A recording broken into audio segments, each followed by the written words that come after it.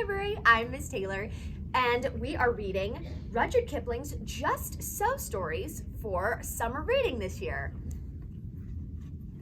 Today's story is about a camel, how the camel got his hump.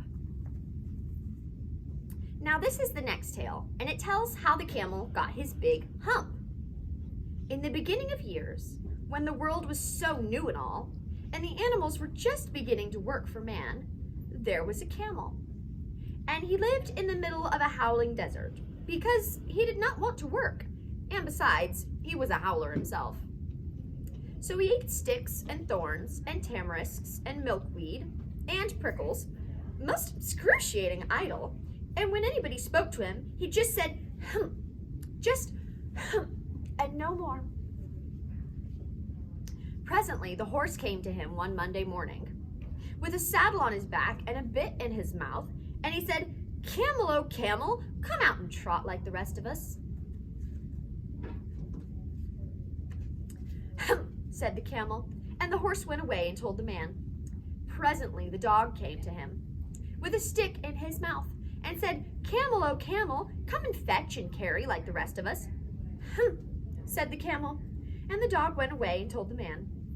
Presently, the ox came to him with the yoke on his neck and said, "Camel, oh camel, come and plow like the rest of us." "Hump," said the camel, and the ox went away and told the man. At the end of the day, the man called the horse and the dog and the ox together and said, "303, I'm very sorry for you, with the world so new and all, but that hump thing in the desert can't work, or he would have been here by now. So I'm going to leave him alone, and you must work double time to make up for it." That made the three very angry, with the world so new and all. And they held a palaver, and an indaba, and a punchayet, and a powwow on the edge of the desert, and the camel came chewing milkweed, most excruciating idle, and he laughed at them, and said, "Humph," and went away again. Presently there came along a djinn, in charge of all deserts, rolling in a cloud of dust. Jinns always travel this way because magic. And he stopped to palaver and powwow with the three. "Djinn of all deserts," said the horse, "is it right for anyone to be idle with the world so new and all?" "Certainly not," said the djinn. "Well," said the horse, "there's a thing in the middle of your howling desert, and he's a howler himself, with his long neck and long legs, and he hasn't done a stroke of work since Monday morning. He won't trot." "Whew," said the djinn, whistling. "That's my camel for all the gold in Arabia. What does he say about it?" "He says, 'Humph,'" said the dog, "and he won't fetch or carry." "Does he say anything else?" "Only 'Humph,' and he won't plow," said the ox. "Very good," said the djinn. "I'll humph him if you will kindly wait a minute." The djinn rolled himself up in his dust cloak, and he took a bearing across the desert and found the camel, most excruciatingly idle, looking at his own reflection in a pool of water.